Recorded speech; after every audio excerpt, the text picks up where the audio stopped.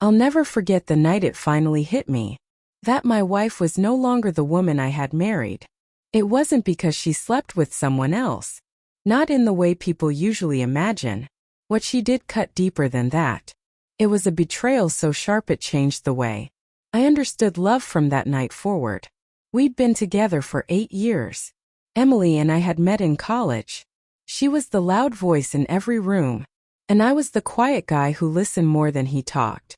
She always said that was what she adored about me, that I made her feel seen, understood. And from that we built a life. 2 kids, a modest house, a simple routine. That felt steady and warm.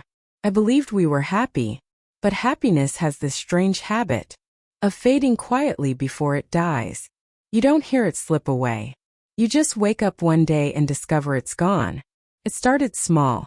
She stopped asking about my day. She'd sit at dinner scrolling her phone, laughing at things she never bothered to explain. If I asked, she waved it off with, "It's just a meme. Relax." Then came the girls' nights. More frequent, more vague. I tried to trust her. I really did. But one night after she told me she'd be staying at her friend Rachel's, I noticed something. Her perfume. She always wore this jasmine scent I'd bought for our anniversary, and when I walked into the garage the next morning, that same fragrance lingered heavy in the air, as if someone had sprayed it there just hours before. That's when my gut started shouting. I didn't confront her immediately. I just watched quietly. Her phone suddenly had a new passcode. She began dressing nicer. Nothing dramatic. Just that intentional effort a woman makes when she wants to be seen. And she pulled away in every sense. Emotionally, physically, all of it. Then one day while cleaning, I found a folded hotel receipt in her jacket pocket. It wasn't for a girls' night. It was for a business event. And Emily didn't even have a job that involved things like that. So I did what any man, with a cracking heart and a mind that wouldn't rest, would do. I waited. I wanted to see just how far the lie went. A week later, she told me she was going out again.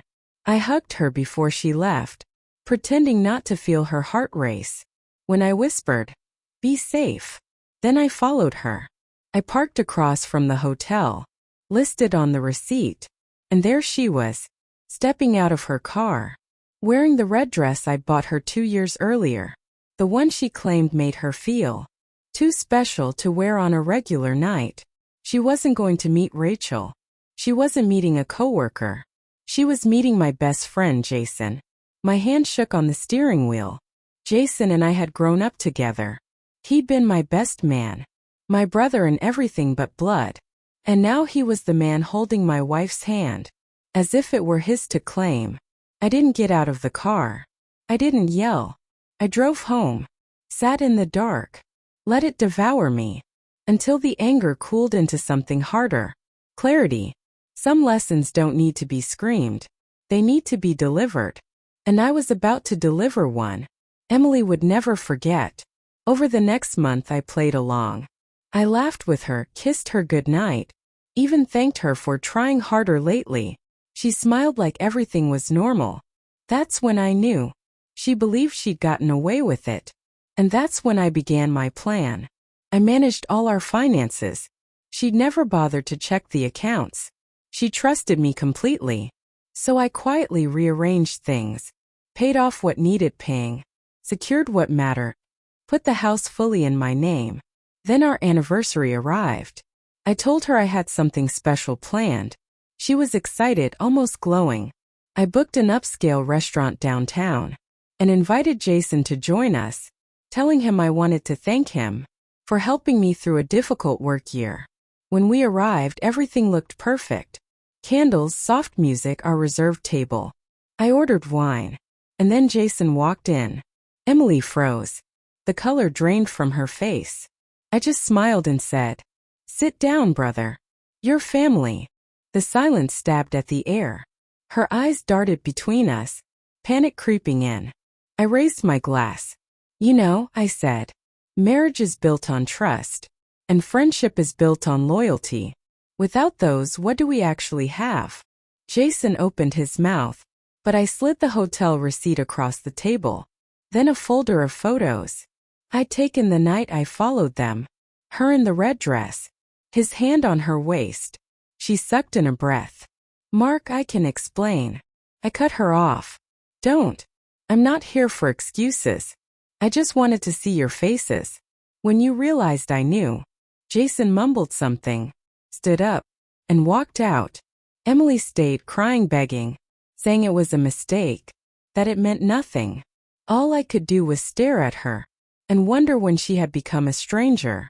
After that night, I didn't yell. I didn't punch walls. I didn't break things. I went quiet. That terrified her more than anything.